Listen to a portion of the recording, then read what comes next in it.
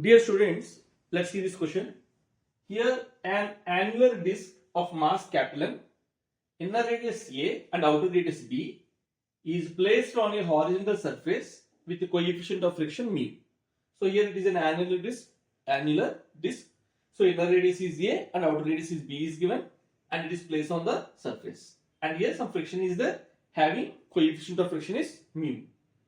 As shown in the figure, at some time an impulse j naught x is nothing but along the x-axis, x cap, it is a unit vector along the x-axis, right? So here impulse j naught is applied at a height h above the center of the disk. So height h is given. If h is equal to hm, then the disk rolls without slipping along the x-axis. Which of the following statements is are true?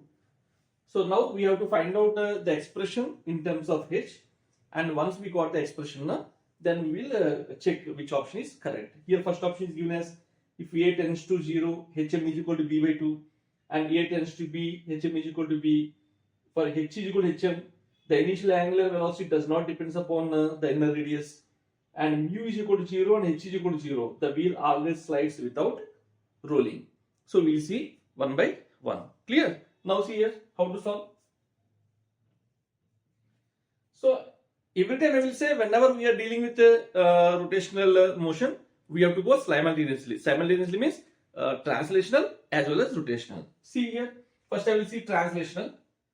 We will see translation, right? Impulse is acting. So due to impulse, change in momentum will be there. So due to impulse, change in momentum will be there. So I will write J is equal to, J naught is equal to, translation I will write, translational, right? J naught is nothing but mass into velocity, mass into velocity. Translation this one. Translation. Clear? And again rotational. So angular impulse, J naught into R is the height h, which is equal to I omega. J naught into R, force into perpendicular distance, right? And angular momentum is nothing but mvr, angular impulse into the perpendicular distance, radius, right? So it is h. So here it is J naught into h is equal to I omega. What is I? Moment of inertia of the annular disk. What is the moment of inertia? Moment of inertia is nothing but here actually 1 by 2 m a square plus b square. This will be the formula for moment of inertia for annular disk having inner and outer radius. Actually for that is mr square by 2. For the disk mr square by 2. But it is annular disk. So same mr square by 2, but instead of r square, what we will write here? A square plus b square by 2 we are writing. Clear? And again I am writing it is omega. Clear? And we know that now see here. And now see here, J naught is equal to mv and J naught h is equal to this I omega is there. So I will write there. What we will do is we will try to evaluate J naught from the both equations. From both equations, we are trying to remove these values. So we will write here J naught which is equal to mv and J naught h which is equal to I omega. Correct? So just I am dividing the two. If I am dividing the two, J naught will go. So 1 by h is equal to mv by I omega. mv by I omega. So we know here it is the disk rolls without slipping. So under disk rolls without slipping conditions, v is equal to r omega. So I will write here m by I omega. So v is equal to r omega. So radius of the whole disk, is not b. So I will write it is b omega,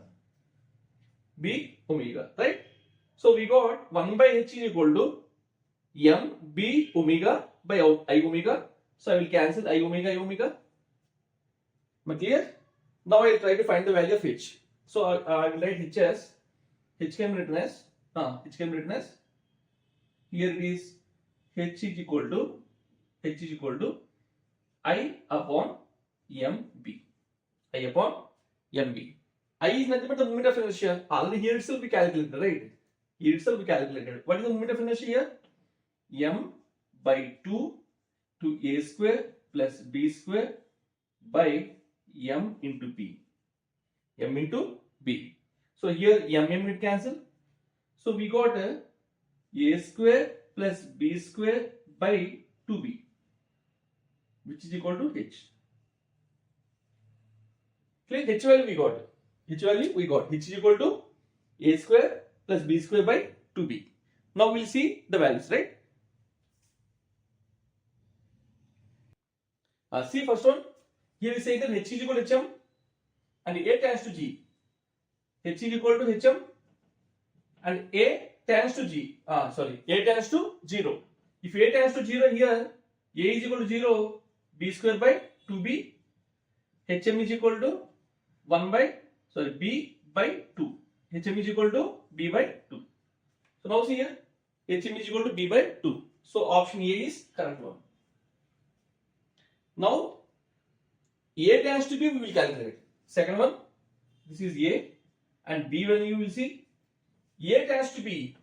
If a tends to b, hm can be written as a tends to b. So here it is b square plus b square upon 2b, which is equal to 2b square by 2b.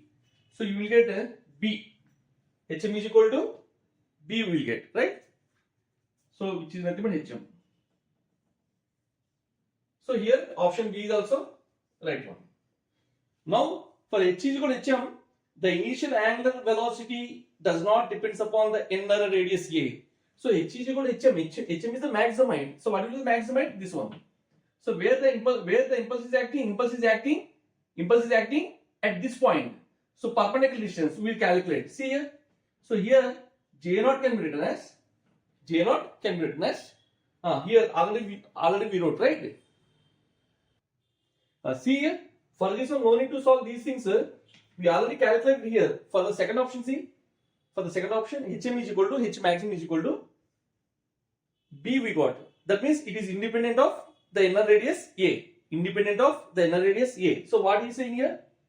For h is equal to hm, the initial angular velocity does not depends upon the inner radius a. Initial angular velocity does not depends upon inner radius a, right? And one more we can try. Here is asking that here initial angular momentum, right? Initial angular velocity. We'll see here. J0 is nothing but J0 into h max. H max is nothing but b, which is equal to mass into velocity. So we can write here, from this we will write v is equal to r omega. V is equal to r omega. R is nothing but the radius of the disc, which is equal to p omega. So here omega can be written as J0 b, again this will cancel, J0 by m. So in this way also we can able to say this initial angular velocity is independent of the inner radius a. Clear? Now see the third one. Last one we'll see here. Last one I will try to explain here. Last one. See, if mu is equal to 0, there is no friction, and h is 0. That means where the impulse is? The impulse is along the center. When the impulse is along the center, the linear momentum will be there, not the angular momentum. Even though it is a disk, when the force is acting at the center, so the body will translate, will not rotate. That's what he is saying here. See, for mu is equal to 0 and h is equal to 0, the wheel always slides without rolling. So here, all the options A, B, C, D are correct only.